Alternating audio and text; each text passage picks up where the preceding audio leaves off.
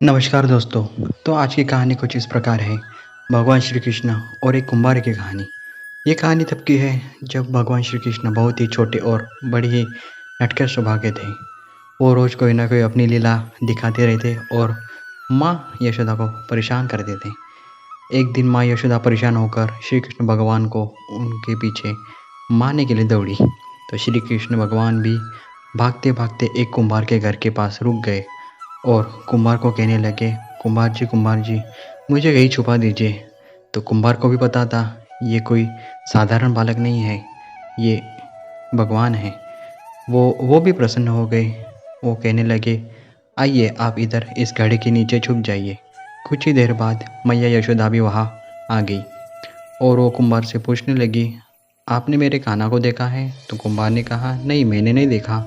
ये सभी बातें श्री कृष्ण भगवान घड़े में से सुन रहे थे और कुछ देर बाद मैया यशोदा घर चली गई। तब श्री कृष्ण भगवान कहने लगे, कुम्हार जी अब मुझे बाहर निकाल दो। तो कुम्हार कहने लगे, नहीं अभी नहीं, आप मुझे कुछ वजन दीजिए तभी मैं आपको बाहर निकलूँगा। तो श्री कृष्ण भगवान कहने लगे, बताइए क्या है?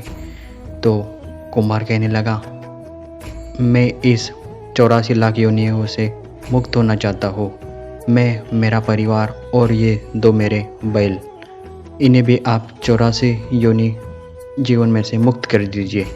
ये बात सुनकर श्री कृष्ण भगवान हंसने लगे और कहने लगे, ठीक है।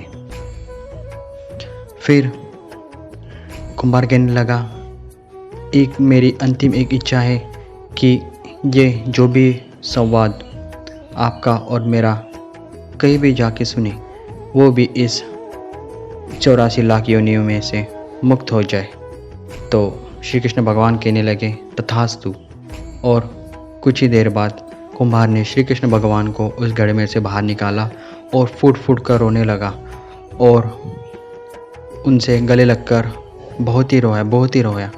वो इतना रोया कि वो श्री कृष्ण भगवान में ही विलीन हो गया। तो आज की कहानी कुछ इस प्रकार थी। धन्यवाद दोस्तों। जय श्री कृष्णा।